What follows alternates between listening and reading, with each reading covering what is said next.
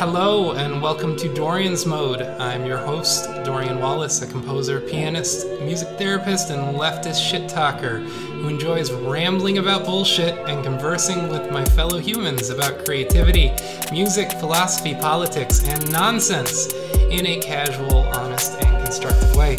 And I'm super excited because today I have a friend and colleague who is my first guest on this show. This is Maya Ben-Meir, and she is a vocalist, a producer, and a performance artist. And we were just kind of talking about, like, well, what could we talk about? And you had said, we could talk about politics or music, or you even said we could talk about Israel if you want to open up that can of worms. But we ended up deciding, like, let's talk about Queen, because they're awesome. And so Maya, tell us a little bit about yourself. And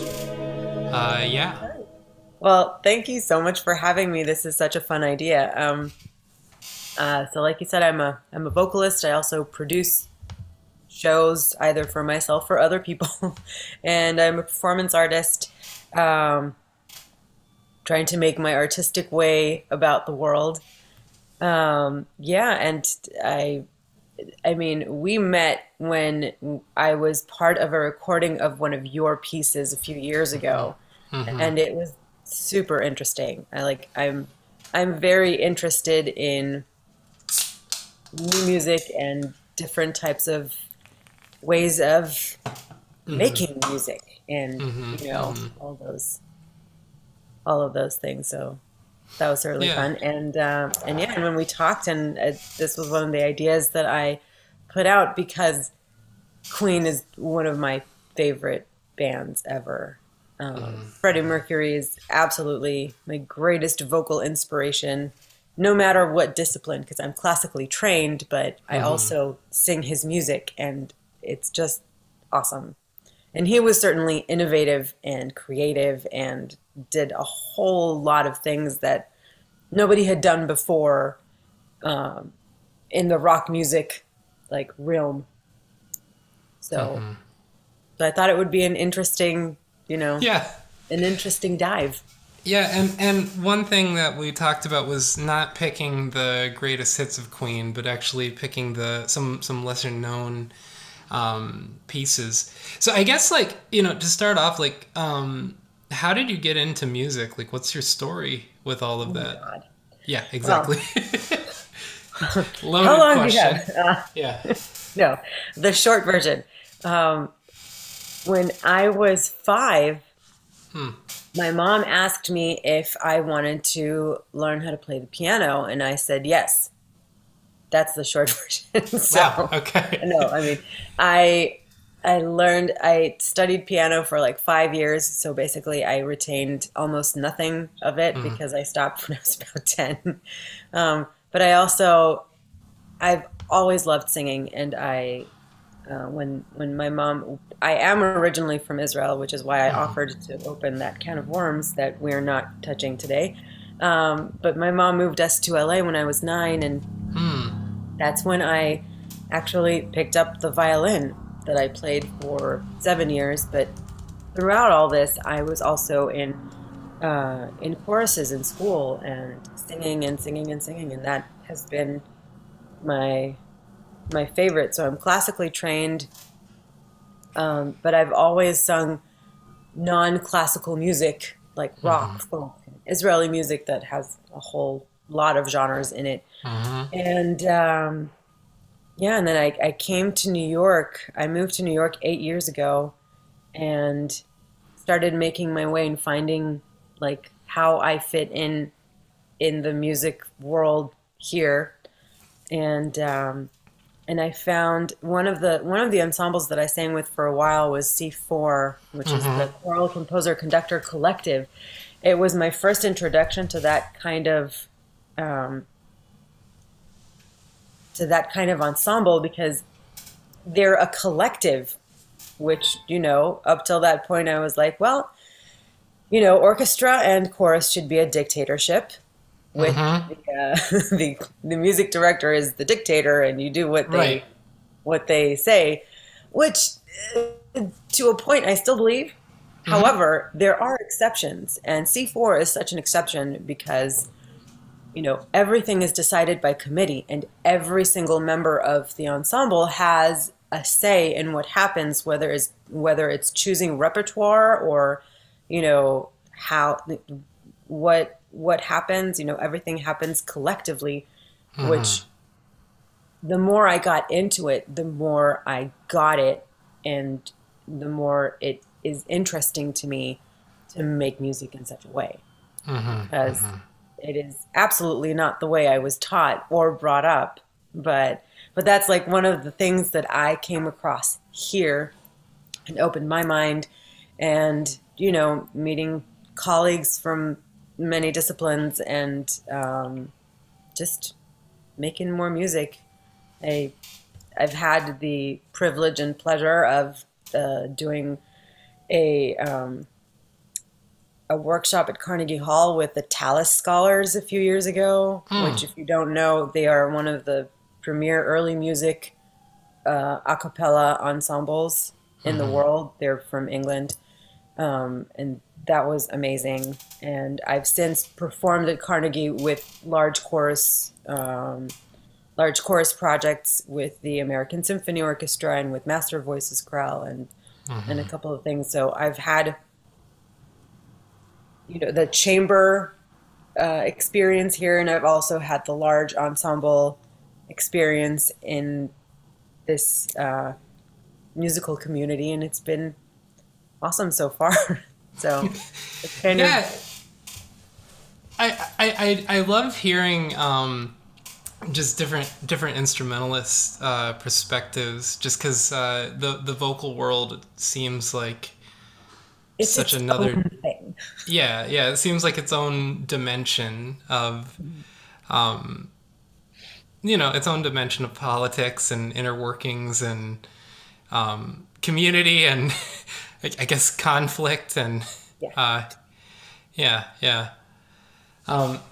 so I guess what is your interest with Queen? I know you have a one person show. So just tell us a little bit about that.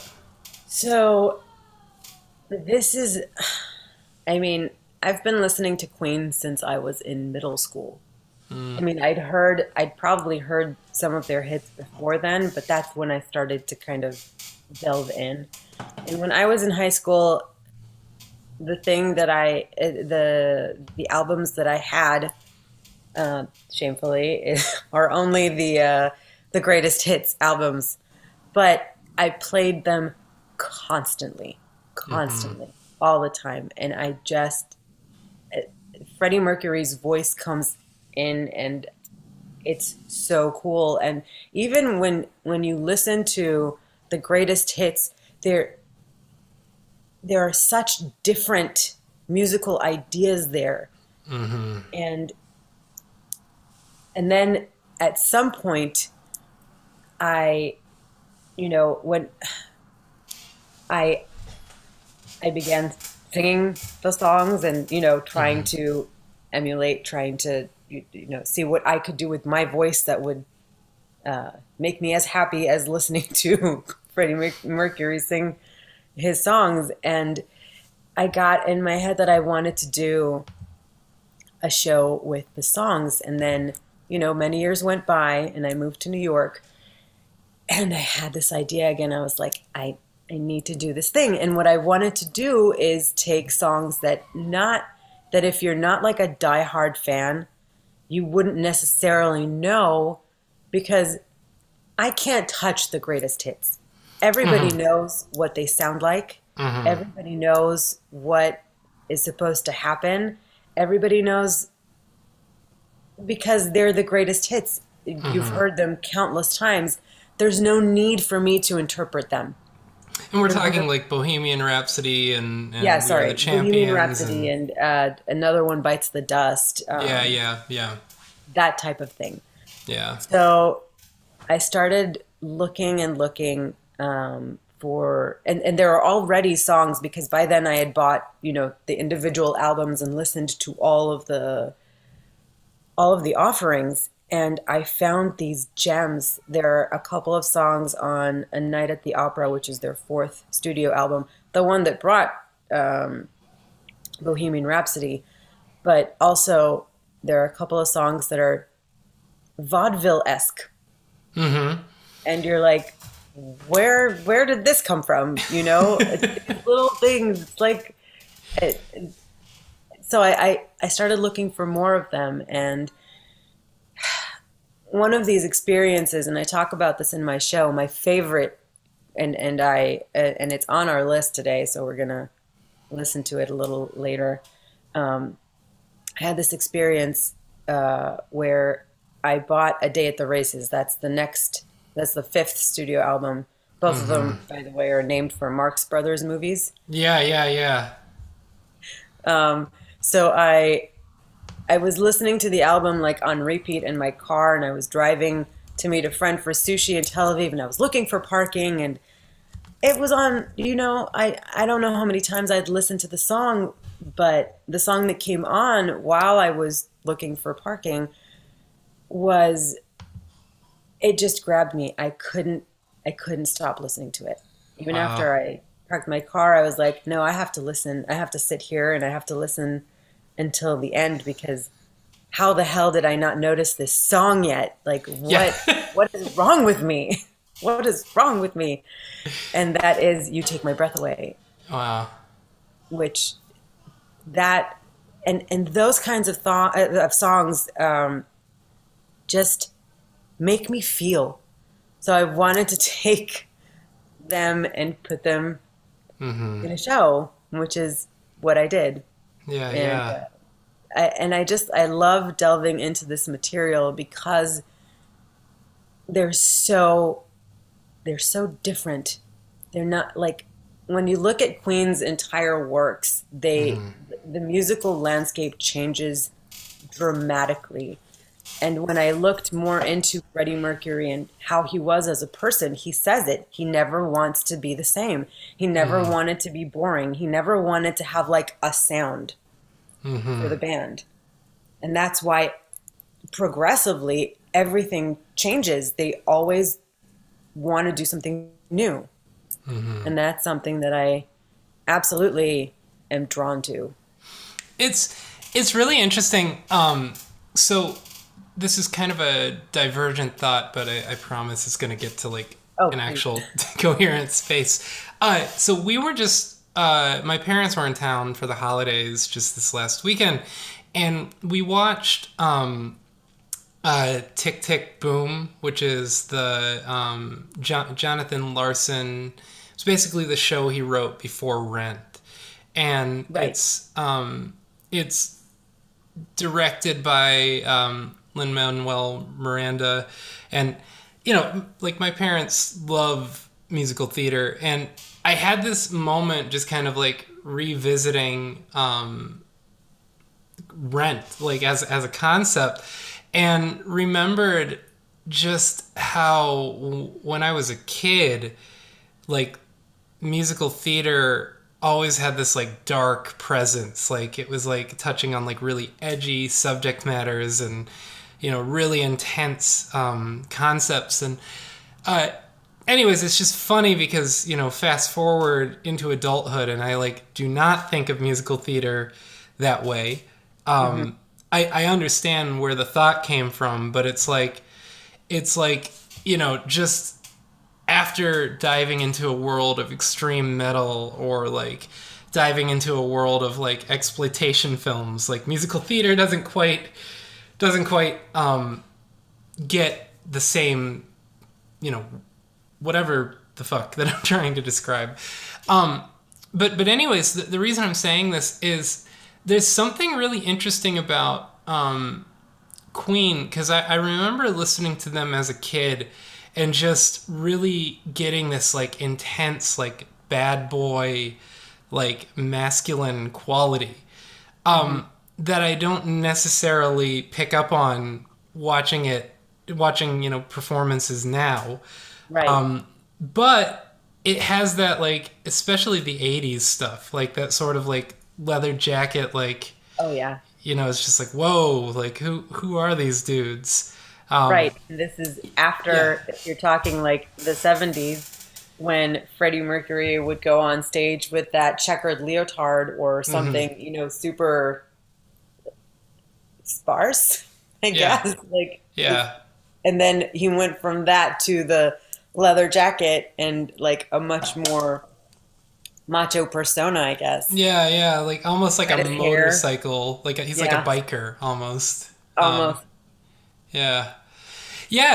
And then also just like how like hard rock some of the music gets. I mean, and one of the tunes that we're gonna check out in a little bit, not Delilah, or maybe it is Princes of the Universe. Like, oh yes, it gets like heavy. It gets super heavy. Yeah, and they wrote that for the soundtrack of Highlander. And it's the theme song for the series. It is. That's how I know about it, because I used to watch the series on reruns on the USA Network when I was in junior high. And I was like, I need to know who this band is. I think it's Queen. It sounds like Queen. What is it? And then I checked and I was right. Wow. And that is, I love that song. I love it. And it's very much, when you watch the movie or the show, it fits. It fits. It's a very, that entire concept of there can be only one and all of that. It was really great. Oh, there can only be one queen. Like, true. Yeah. All right. So, let's start off. We're going to check out 5 songs today, and I was thinking let's start off with the first one, and this is Seaside Rendezvous, and it's from A Night at the Opera. So what we're going to do is we're going to just take a listen to it, and then we're going to talk about it. So, all right. Here we go.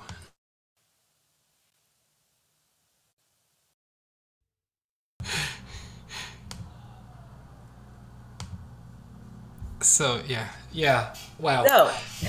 First responses. My response or your response? Yeah, let's go with yours. This song makes me laugh every single time that I hear it. Every single time. Mm-hmm. It does not fail. Doesn't fail. And I adore it. I can't. There's something about it. It's so cute. It's just cute. It's super cute. It's also like super dense. Like there's so much in there. There is so much going on. Yeah. There's kazoo in this song. Which, when I took it to my show, I now play kazoo. I'm a kazoo player. Excellent. I am on a mission to make kazoo more popular again. Which I don't know that I'll succeed, but I guess, first question I have for you is, what is this song about? It's a good question. I mean, maybe nothing. Maybe just, as simple as the lyrics suggest, which is a meetup at the beach. Mm-hmm. That's at Seaside Rendezvous. Yeah. And like a flirtation, something like that. The video they have for this is actually pretty cute. It's black and white film of people going to the beach in like the 1920s. So all of those bathing costumes with stripes, and it's all black and white. It's super. Everything about this is cute. But yeah, it's an innocent flirtation, something that's taking us back maybe to different times when you had to ask permission to date a person or to be in a relationship. But it's very cheeky. It's very, I don't know. It's just super cute. Yeah.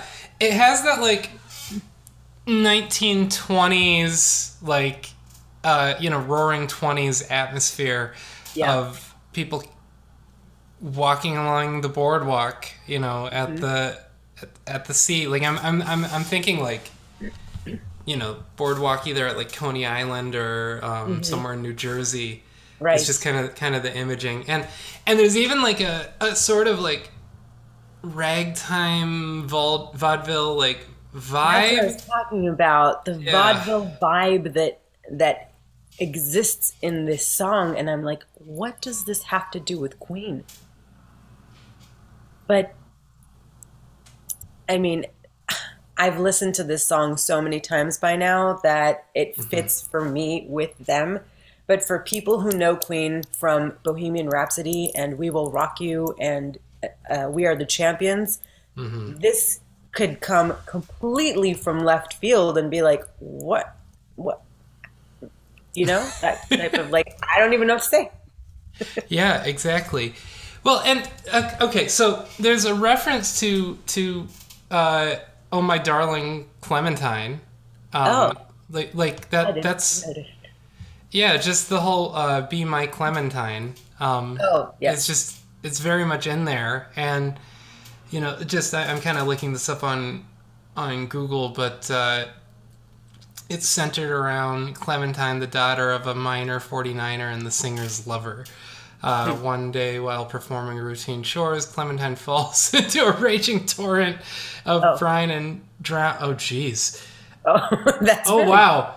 Wow. Okay. Let me just finish reading this paragraph, and clear. this got suddenly really dark. But falls into a raging torrent of brine and drowns as her lover is unable to swim and unwilling to attempt to rescue her. In Montrose's version, the song ends somewhat farcistically by noting that he will not go so far as necrophilia. um, though in my Oh, life I used to hug her, now she's dead, I'll draw the line. Okay, wait. that way heavier than I thought it was gonna be. Ay, ay, ay, ay, ay. Oh my Um, God. well, so anyways, that being said, many of these old folk songs tend to have like sort of cutesy vibes, but then like when you actually analyze the content, so much darker. Right. And there is something about Queen where it's like, meanwhile, I ask you to be my Clementine, Yeah. and it's like it's like there is that cutesy element to it, but it's also because it's Queen. There's so much more deepness Yes. and darkness and all of that. So whether or not that was a conscious choice by Mercury or not, it could He, be. Uh, oh, go from ahead. what I've read, he and the band members talk about it in many interviews that sometimes the lyrics that he writes are nonsensical. Like Bohemian Rhapsody is completely nonsensical. It doesn't really have a through line, but it works, Hmm. and what he said about his songs and interpretation is that he very much shied away from talking about what his songs mean. Like it, he was very much it's in the in the interpreter's hands to say what it means, Hmm. and not necessarily him, you know, being very clear that this is what I wrote and this is what I blah blah blah. So I don't know if it was a conscious or subconscious choice. There's definitely because this is I believe this is one that he wrote. This is before yeah. Later on in the band's life, they kind of said that every song was written by the collective band members. But I think this was earlier, and it is a song that he was the one that who penned. Um, but yeah, I don't know. It could have been. It definitely could have been a conscious choice Hmm. Hmm. because he was constantly making all of these references and things that we might not even glam onto. Hmm. Well, he's so interesting because, like, one of the lyrics in here that I'm just completely blown away by. It's in the third verse, but it says, "What a damn jolly good idea," and then the Hmm. next lyric is, "It's such a jollification." So it's like he's connecting it Hmm. through the jolly, um, but jollification is such a outlandish word to use. Um, but it's also got sort of this like jaunty, like uh, proper like sense, just the sense of somebody being like, why, hello, it's a jollification, and it just even the fact that there's so much British gentleman type of yes, thing. yes, yeah. Well, and the fact that there's so much French in the Yes, in the the fact that words there's so too. much French in the song and all of the, polite requests and everything. Have to tell your daddy if you can. Wow, yeah. Well, so then that instrumental section, Yeah. uh so that's Roger Taylor and Freddie Mercury, Yes. correct? Yes. Uh Roger Taylor. Actually, I believe that the kazoo is Roger Taylor. He was yeah, the kazoo soloist on the song. And and Roger Taylor's the drummer, for yeah. those that aren't He- familiar with which yes. member we're speaking about. But yeah. So Roger Taylor is the kazoo player. I believe so. I could be Wow. wrong, but that's my recollection from when I looked into um, everything about this song. But yes, it's both of them.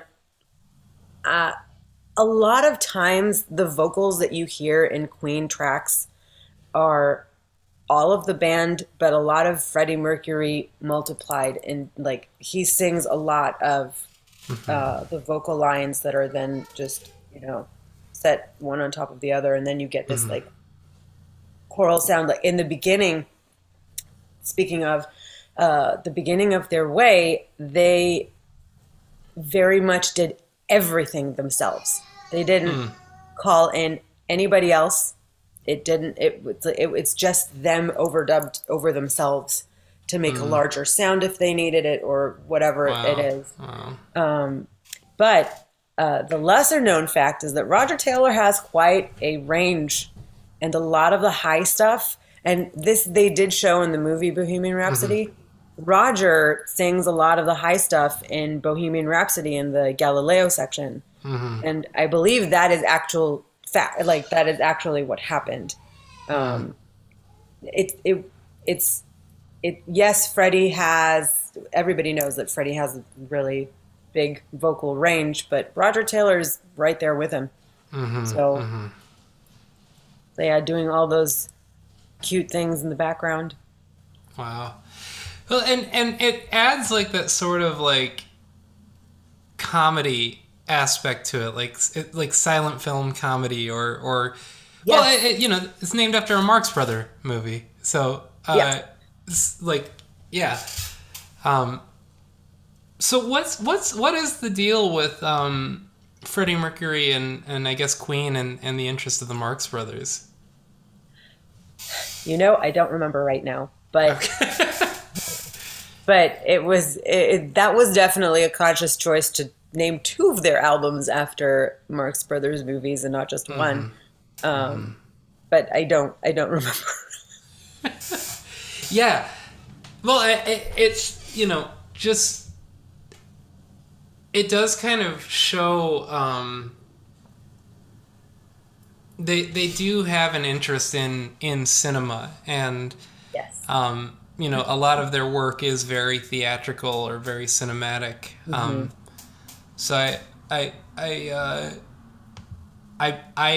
am totally speculating, but I speculate that they are all very big movie watchers, and Yeah. yeah, I yeah, speculate that you're correct. yeah. Cool. Do we want to go on to the next one? Sure, yeah. Yeah. So this is let me pull it up here. This is "You Take My Breath Away," and Wow. you were speaking about this one earlier as the one you listened to in your car. And yeah, I'm gonna preface that this song is pretty haunting. Yeah. So, ready? Cool. Here we go.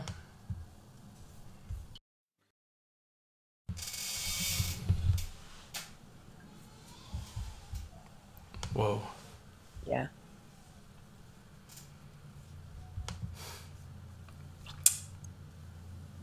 So, where does that song take you, if you don't mind me asking? Oh my God.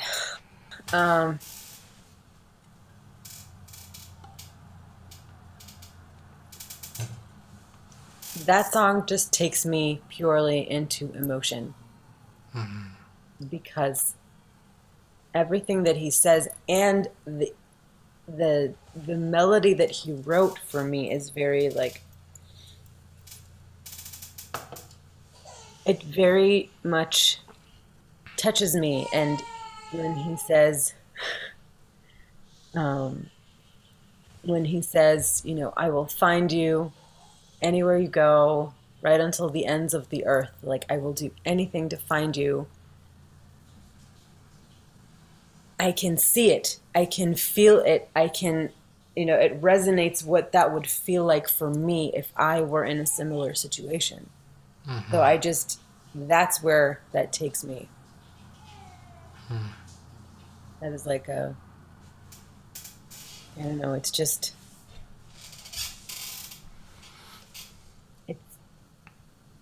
it's so intimate, and I feel like it invites me into what he's feeling, which is honestly one of the things that I love most about music. When something grabs me like that, I feel like I can imagine those same feelings. And I mean, this is just one example, but it can happen, you know, when I'm listening to a symphony or to a whatever. It doesn't matter. But that's what this song does for me. And I've actually always felt that this song is in the same world of Love of My Life, which came in the earlier album that everybody knows. Like, that's the song that everybody knows. That's one of the greatest hits that he wrote. And then there's this. It kind of exists in the same musical world for me. So there's heartache, even though I feel like this song is a little bit less achy than Love of My Life, because that's just about, you know, somebody who broke his heart. So yeah, that's kind of where that takes me. Yeah. What do you think?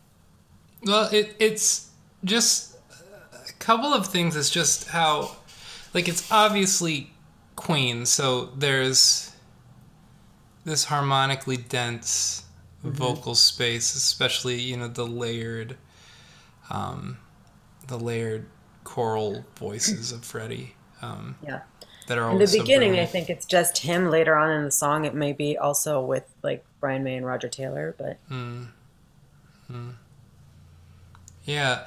Well, so it's just like so simplistic because it's just voice and piano, and then, you know, there's the Brian May solo, which I'm assuming that's on the Red Special, his yeah. electric guitar that he built with his dad. Yeah. But, you know, it's just, there's something so wildly simple and genuine about the piece that yeah, I mean, it's the way I'm interpreting it is it's definitely a love song, but it's about the whole experience of love, not just the romance. Right. You know, it's part of that space of love where you actually want to protect and care for, even when they're not present. You know, even when the Right. object of affection is not present, there's sort of that deeper connectivity. So yeah, that's one of the first things I thought. And just before I forget about it, the ending, the outro, like the super Steve Raishian, you know, I take don't my. know. It's like That where kind did? of, you know, the first time I heard the song and I reached that part, I was like, I don't know if this fits for me with the rest of the song. It's just a little weird. And it took me some time to warm up to it. But yeah, the outro is bizarre. Yeah. It's a little weird, but honestly, that listening to it now, the outro felt more connected to the rest of the song for me, as in it it kind of builds on that uncertainty, because the second half of the song is, so please don't go. Don't leave me here all by myself. I get ever so lonely from time to time. And then he goes into, I will find you anywhere you go. And it's that part of it is, the longing, that I feel that the outro very much uh, builds on. Like it just still feels like, it's a growing thing. It's a wave. It's something. It's giving me all of these, I'm seeing a stormy sea in my mind's eye for whatever reason, because that's where it's taking me, and that also fits in with the longing or feeling forlorn. Don't leave me, and reaching out. That's what it feels like. It because of the whole rolling aspect of it. It feels like someone reaching out. Yeah.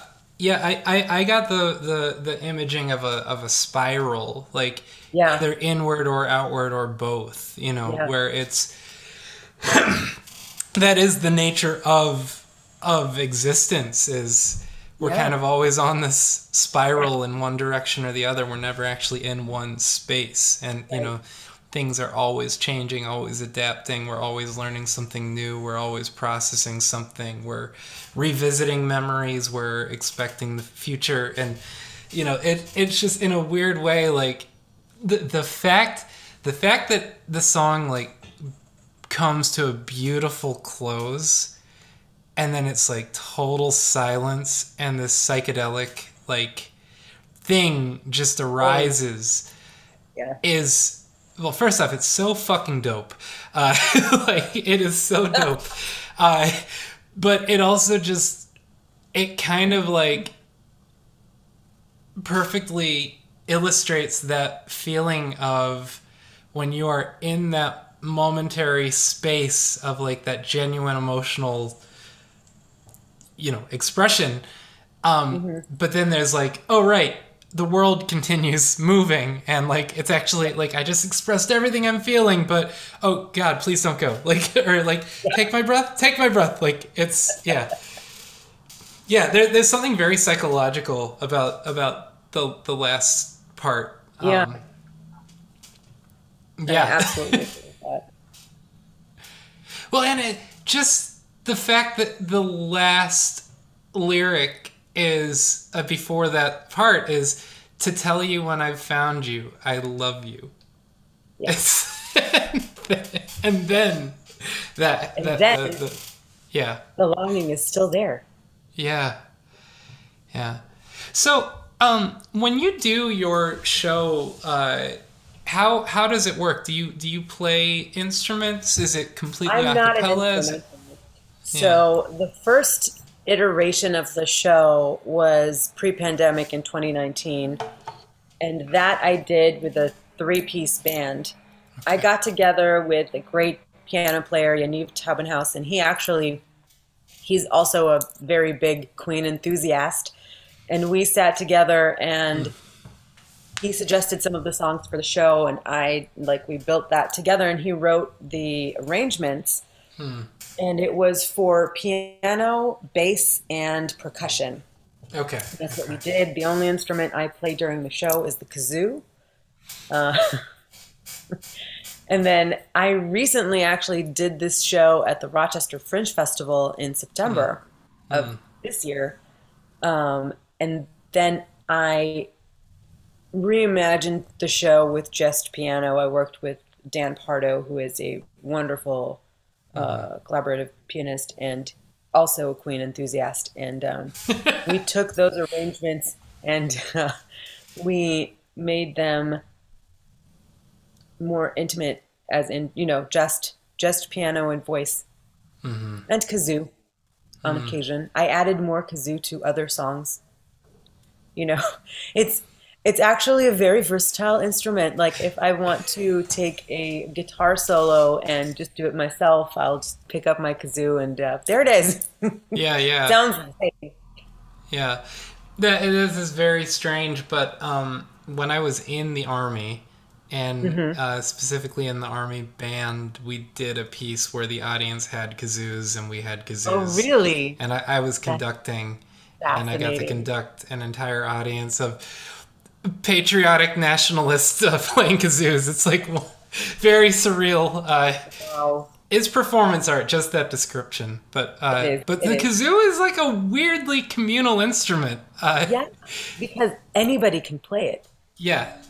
It's really funny and it's really weird. And, usually these days, kids play it because it's like a fun toy that you can give a child that is inexpensive and you don't care if it's broken and, and they can play as long as they want because you can make all manner of noises come out of this little thing. But you can honestly, experiment with it.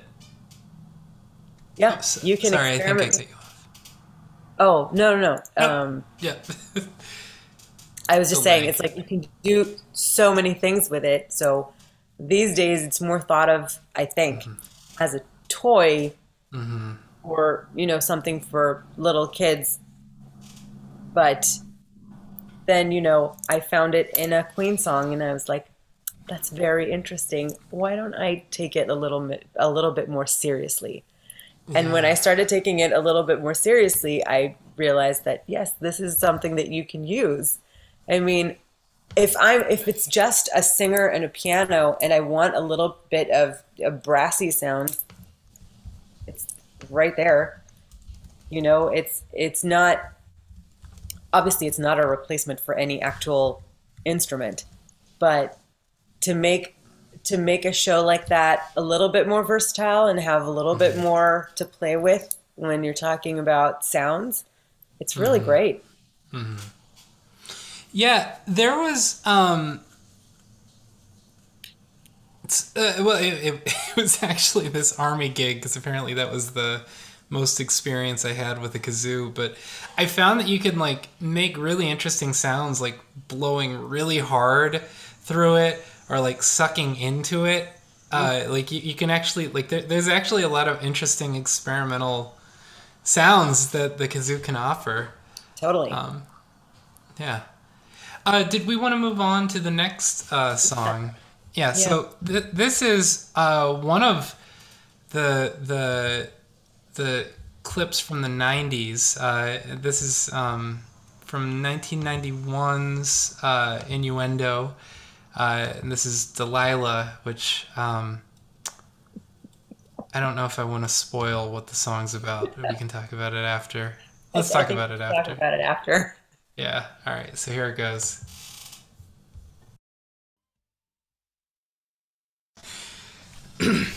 So what's this song about? It's about his cat. Yeah. Freddie Mercury was a huge cat lover, like huge. He always had cats with him in any house that he stayed in. He loved them. This is not the only cat song in the Queen repertoire, but it's the funniest one, and honestly not my favorite Queen song. Just, I don't know. It doesn't speak to me as much as the others do. But it's a very straightforward, I love my cat. She does all these things, and she makes me very happy when she doesn't pee on all over my bed. Or Chippendale suit. Or whatever, whatever he said. Chippendale suite. That's, yeah. Oh, so yes. Well, yeah. I mean, by the end there, he did have a lot of money and he bought a fantastic house in London and he filled it with art. Like genuine authentic, original, priceless art Wow. pieces. Yeah. So when he says, "When you pee all over my Chippendale suite," probably what he means, like the actual thing. So Well, it's funny because it's it's just I'm looking at some of the lyrics. First off, there's the meow part, which meow is part now. like it's not even well. If you didn't know it was about his cat, literally, it sounds like some The kind first, of like love song. like the first half of the song sounds like a love song ish, Yeah, sort of. yeah. Because Even it's like until the cuddle Delilah, up you're next to me. irresistible. You make me smile when I'm just about to cry. You bring me hope. You make me laugh and I like it. You get away with murder so innocent. But when you throw a moody, you're all claws and you bite. Yeah. That's all right. Very forgiving. Yeah. Um. So this was one of their later Yeah. works. Like this Yeah. is You can hear it. 1991. There's lots of synthesizer, like different synth sounds than they had before. Um, the the guitar solos are even different, but whatever. I mean, it's very late yeah, it's very late 80s. You can hear it in the sound, like in whatever it. Other sounds, I mean, other songs on that album are very different. If you know Innuendo, the song, it's kind of epic, and it has this Spanish guitar solo in the middle, and very, very different than this. Um, but yeah, it's a whole thing. I chose it because it's, I you think that they can't surprise you anymore, and then they do. Yeah. kind of thing, because like, what is this song? Why did you do it? I don't know. It feels to me, and this is, I admit I'm a little bit, I shouldn't be, but I'm a little bit judgy. It feels like this is an indulgence. The song itself is an indulgence. Like, what other band would put it at their level of success? Even other bands, who would just write a song about their cat and put it in their album? What I'm I don't know. reading, what I'm reading is that Roger Taylor, he said he admitted he is not fond of the song, stating, "I hate Delilah. It's just not me." Uh, It it doesn't really. I don't. It feels like an indulgence. yeah, yeah, yeah, It feels like an indulgence. And you know what? I think they're allowed yeah, indulgences. Like, yeah, why not? Why yeah. not? It's Well, just a funny song. it's interesting because it sounds like this is where just in a historical lens, when sounds change, like I had a music theory teacher who talked about the Baroque era and the classical era, and how like it's not like in 1750 everyone was like, well, we're Baroque, and then they wake up in You have to change January. now. Yeah, it's like, oh, now it is the classical era. um, Yes. so the reason I'm bringing that up is this doesn't have the same like this sounds like an 80s song to me. Like it Yeah. sounds like something from the Yeah. 80s. But it came out in 1991, and it's like, oh yeah, because there was bleed over. Like, Nirvana hadn't really changed the entire Soundscape. world. Yeah. Yeah, yeah. And so yeah, it's interesting because it feels like just sort of a throwaway 80s like dance song. Yeah. Like, yeah, yeah. Yeah. But that being said, it's like it does fit Freddie Mercury's personality. Oh, his personality, absolutely. Like Absolutely. yeah, like it's like if anyone's gonna write a love song about their cat, it would be That's Freddie him. Mercury. Hmm. Like Hmm. so there is some artistic integrity to it that Yeah. yeah. I Um believe that he believed and like every word he wrote in that song was like his truth. I totally see that. I just don't know how appealing that song yeah. is to other people, Yeah, yeah, which is exactly. why it's no wonder it was not a hit, which is okay. Like not all of their songs are hits, even though they're still the only band whose every single member has written a number one hit song. All four of them. Wow. So yeah, this is Yeah. not this doesn't count. They're I mean, it's pretty unreal just how brilliant they all are Yeah, outside of their musical craft. Like I know Brian May is an astrophysicist. he's an astrophysicist. Like Yeah, yeah, like legitimately too. Like not yeah. He's a doctor. He has a doctorate in physics. yeah, yeah. It's he's written papers. Like He has like like legitimate, actual scientific papers. yeah, yeah. Yeah, he's literally a published scientist and he's Yeah. the fucking guitar player for Queen. Like yeah, that's there's a couple like are you do you know Bad Religion? Not well. Um so you know like they're kind of like uh punk, you know, punk band, political band. Their singer who I'm brain farting on his name. Um okay, let me just pull it up. Let me pull it up. It's Greg yeah, Greg Gaffin. He's an evolutionary biologist. Like, Oh, yeah, that's all. and it's just one of those things. Like, he wrote a book. Oh, what the fuck is his book? It is Anarchy, Evolution, Faith, Science, and Bad Religion in a World Without God, and it's That sounds awesome, actually. yeah, he's actually a really great writer. He wrote another book called Evolution, Religion, and Free Will. It's published by the American Scientist. Like it's just like so wild when you know you find out that people actually have advanced degrees and like work in another field, but then they're also you know They're also but this whole other career. So they yeah have yeah this whole other career, this whole other thing. yeah. Yeah, But I mean that's part of the whole human experience is we're not just one facet. You know, yeah, it's not like we're just this one thing and right. yeah yeah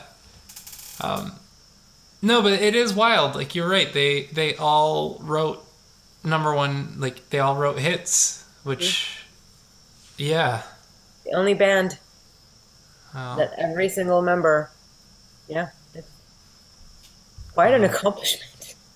Yeah yeah absolutely um well so just for time let's get into possibly the most important song ever written by Queen.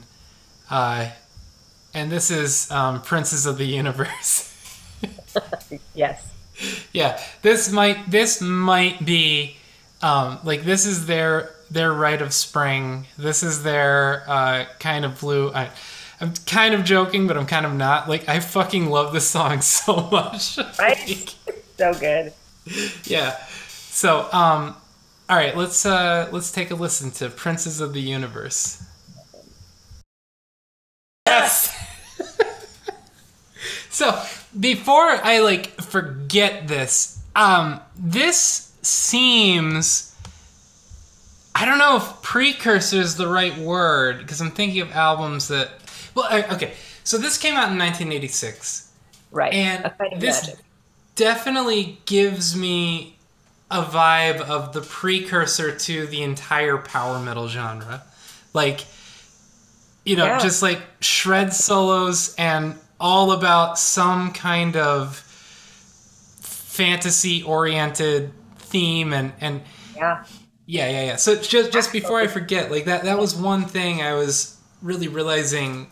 Just this listen through, it was like, whoa, this is like a precursor to Blind Guardian, and so much of the sort of like Tolkien, like just all those metal bands that came out in the 90s that were obsessed with that sort of fantasy world. Rhapsody is another one that's coming to mind, but yeah. So anyways, tell me a little bit about this song. I just wanted to get that out first. This song, I was actually just thinking that this is like way pre Royals, right? Because the lyrics in Royals are like, we're royal, blah, blah, blah, we'll be your rulers, etc., etc. I mean, it says it. And now that I think about it, the lyrics also have to do with a previous, Queen also wrote the soundtrack to The Flash, the movie The Flash. Oh, whoa. I didn't know that.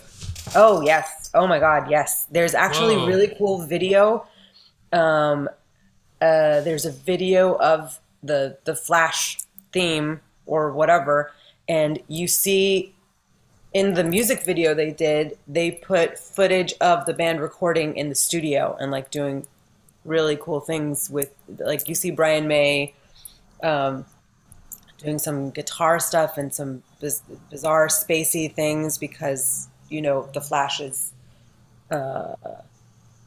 there's alien element in the Flash and all of that. And to me now, listening to Princes of the Universe, I can see them living in the same world together. And Princes of the Universe, I mean, I love fantasy. Like, it's all I read when I was in high school and beyond. I love it. And this very much speaks to me. And when I started watching Highlander, the TV show, and then I heard this song through the credits, and I was like, I mean, just the beginning of it. Yeah. He doesn't mess around. He's like, we're here to stay. This is it. This is it. We're, you don't know this yet, but we are the rulers of your universe. And I don't know, it grabs me. It's very exciting. It's very thrilling the way that they wrote it. You're talking about the shred solo in the middle and all of that. Yeah, it keeps you going. You can't, all of that. So, and add to that the harmonies that are very clean. Like the beginning, here we are, princes of the universe. What more can you say? I mean, it's such a declaration. So, this song like really shows Brian May off. In a lot of, I mean, he's just unreal. Like he's that whole unreal. My brother-in-law said, who is a guitar player himself, says that Brian May would be considered or he is, but like would be more valued as one of the greatest guitar players if he wasn't playing in the band with Freddie Mercury, who got more of the because he was a frontman and a phenomenal singer. But like, you have also Brian May in this band, who is a phenomenal guitar player. Like, and the unique sounds that he has, like, you hear his guitar, you know that that's his guitar. It's a sound that is not, it's his thing. It's got this like hollow but rich quality to it. And he's also really really like cautious with his note choices. Like he'll like not quite land on the landing note, and it's like incredible. like he'll like bend up right to where the tonic should be, and he just like won't give it to you, and it's like so So incredible. Or like, yeah, just even that like wildly like power metal section, you know, just I don't know, it's crazy. Yeah. Also just the layered voice on top of like it gets heavy as fuck in the middle of this. Like it really does. Yeah. So for anybody listening, do you want to give any insights on Highlander? Oh. Yeah, because I mean, from what I was checking out, there was actually no official Highlander soundtrack, even though Queen was featured a lot, and I know I that get the it. album was very I get inspired that. by Right. Right. Highlander. I mean, I've looked into this, but not as deeply because, okay, so in my show, what you were asking before, we, I mean, obviously, as a soul singer, I cannot do all of the harmonies that they do. So sometimes, you know, when the harmonies are so tight and they don't really indicate what the lead is, I will just pick and choose what I think is the melody and go with that. I have played around and tried to see if this is a song I could do. I have not succeeded yet. It would be interesting to try, but I'm not sure I could give it the display it deserves because of everything going on. But that being said, I haven't really looked very deeply into Highlander and Queen aspect. But it makes sense what you said just now that there's not an official soundtrack, but they're featured heavily. Yes, I mean power, and I hope I didn't like really mingle the explanation of what this is supposed to be. I'm sorry if there are any Highlander fans who want to correct me. Please do. Yeah, well, the thing that's so wild is it really is an entire franchise because, Yeah. you know, it's The movie. yeah, because I've actually only seen the movie. I didn't watch the show. The show is different because it's not, you know, it's a recurring theme, and you have like an hour long, including commercial breaks, like a 45 minute show, that within that time, you know, the protagonist who is a Highlander meets another Highlander, and then eventually they have to fight it out. Oh, But there's also like an arc.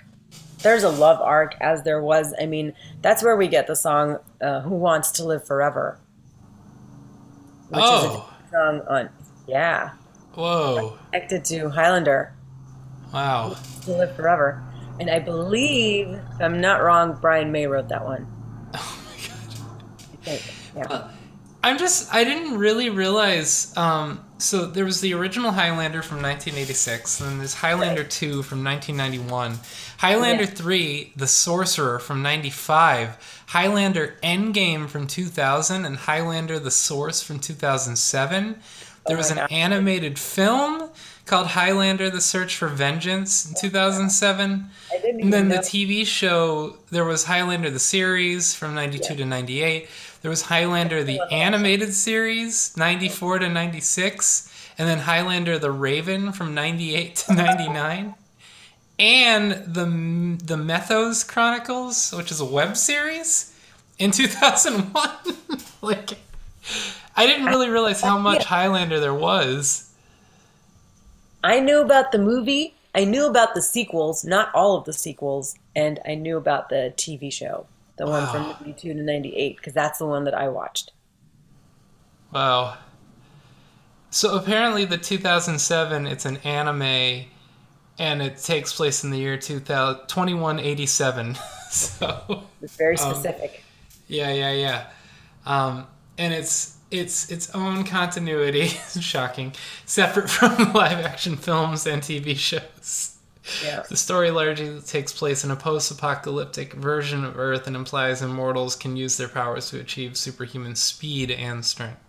Yeah. Wow. Something like that. Yeah. Wow. And before Man. I forget, if we're talking about fantasy elements, that Mm-hmm. actually exists in the world of Queen from the very beginning.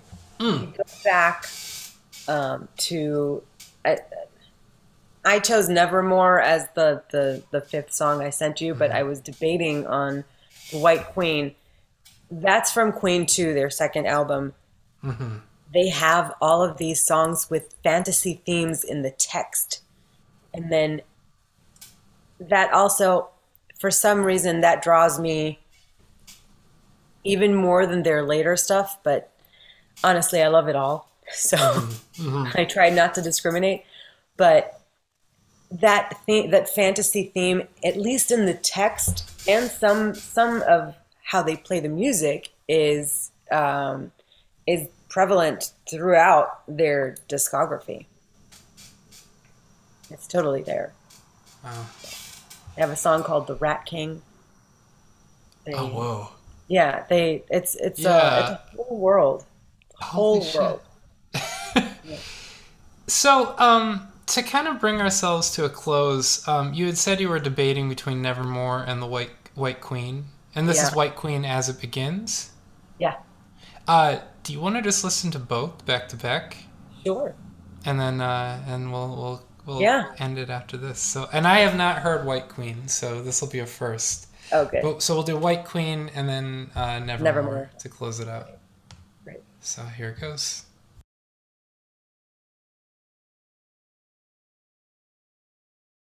Yeah. So,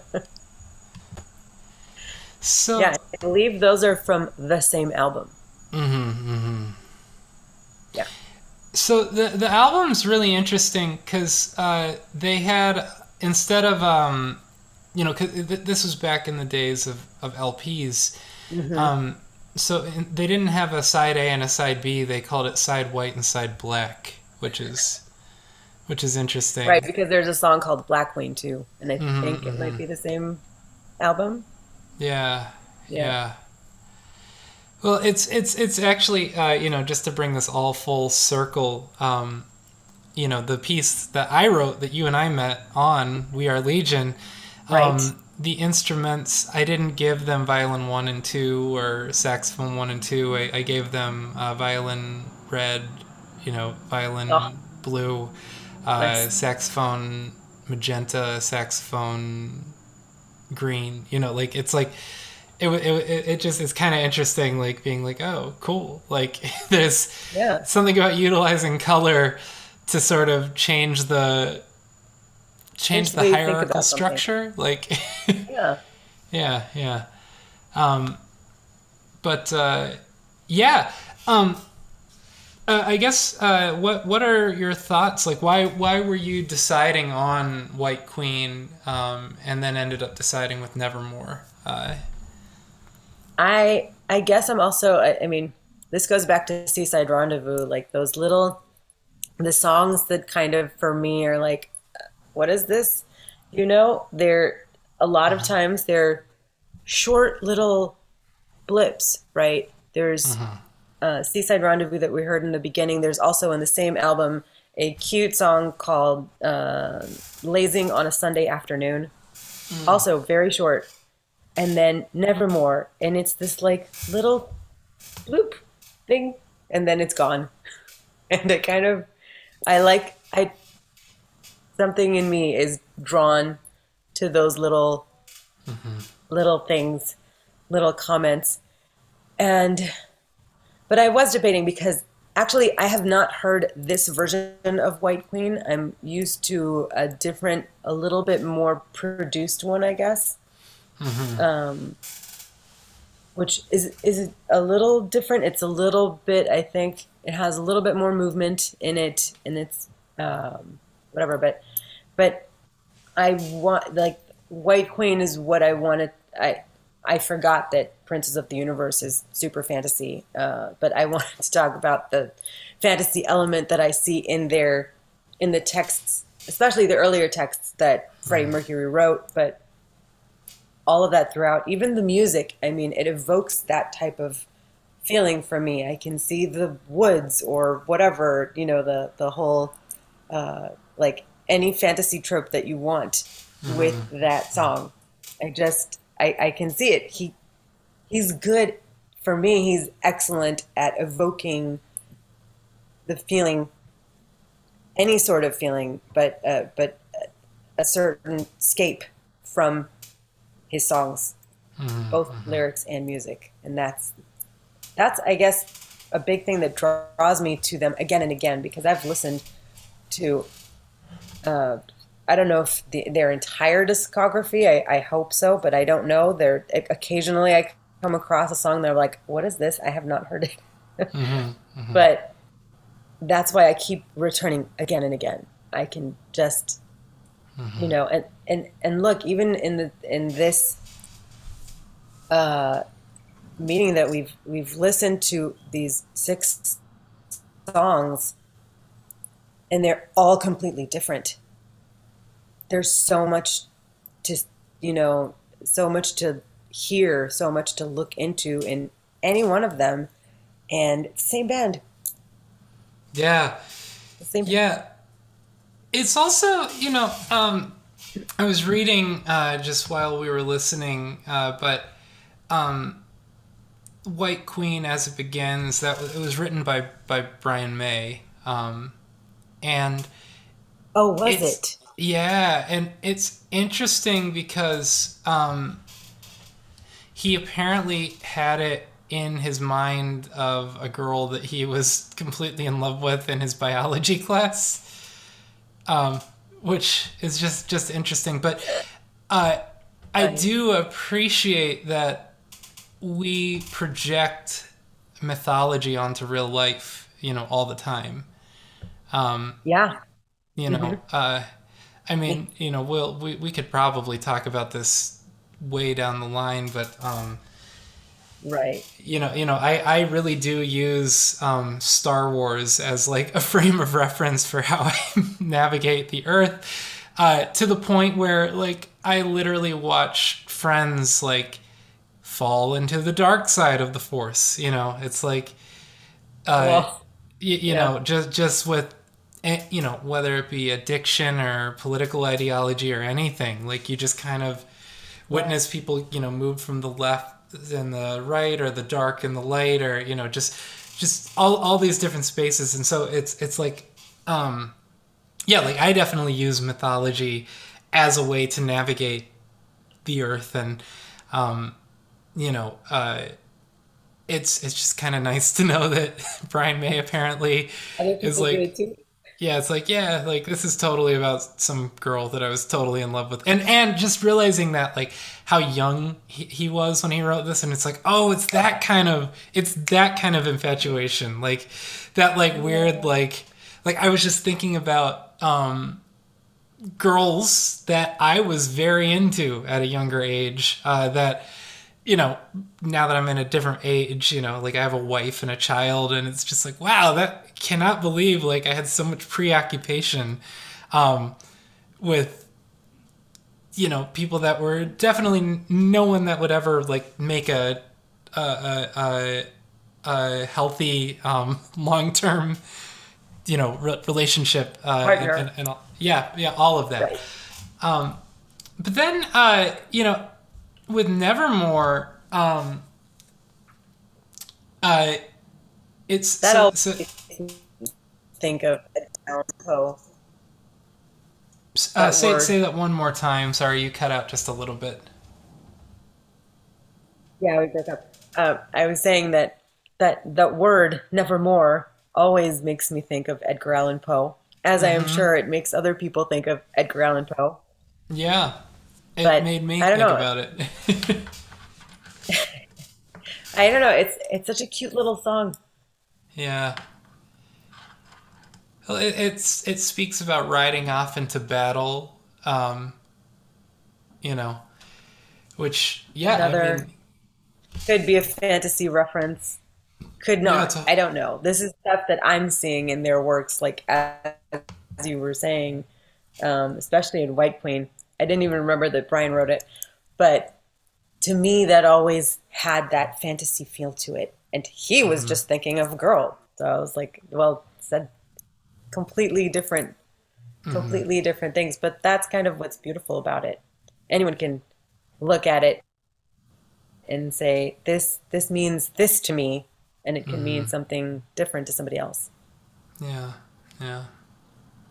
So let's bring it to a close for today. So first off, thank you for being my first guest. Super fun. You're welcome. Thank you so much for having me. It was super fun. It's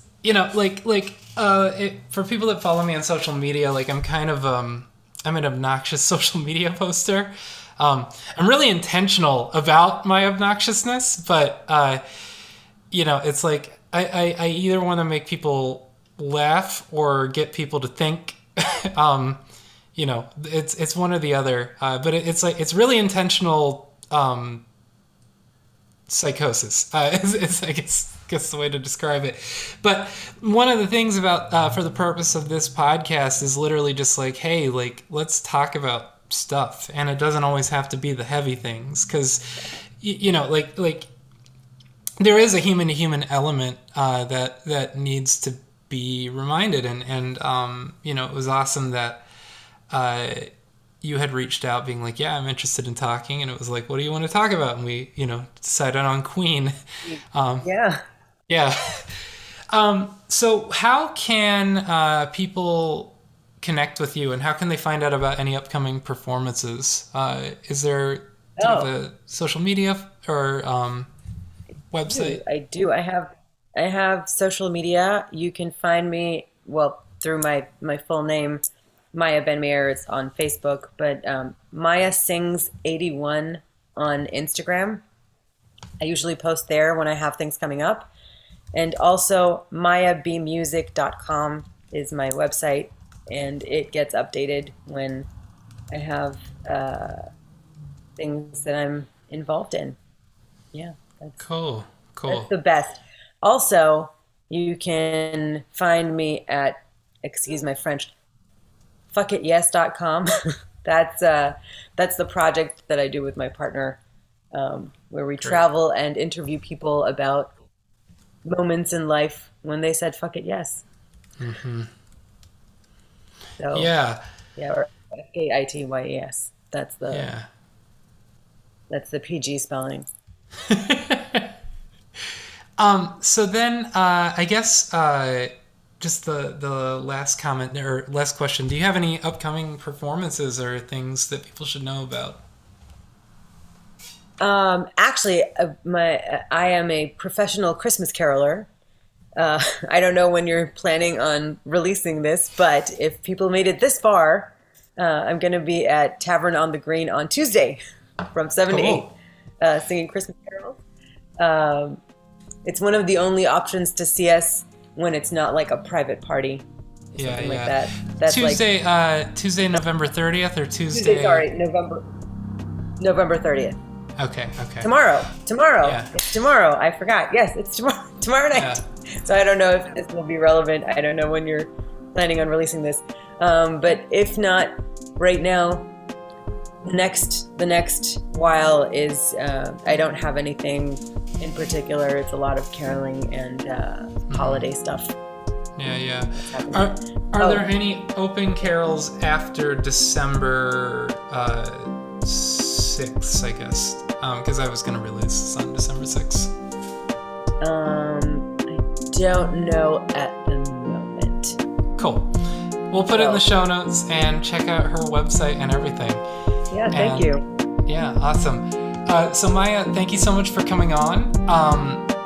Just some final housekeeping. I'm involved in a musicians co-op called Ampled. Ampled is a Patreon-like platform for musicians collectively owned by its artists and workers. Ampled empowers artists to receive direct community support without intermediaries or gatekeepers. You can become a supporter for whatever amount you think this show is worth. Supporters gain access to exclusive content, including work-in-progress recordings, backstage events, and sneak peeks at upcoming projects. The average supporter gives $6.50 a month. Check out my weekly Twitch show, Socialist Psychedelia Music Hour, which streams every Wednesday at 10 p.m. Eastern Standard Time at www.twitchtv.dorianwallace. You can follow me on Twitter, Facebook, and Instagram. On YouTube, please like and subscribe. For more information regarding my compositional or therapeutic work, please visit my websites at www.dorianwallace.com and www.maderimusic.com. Peace.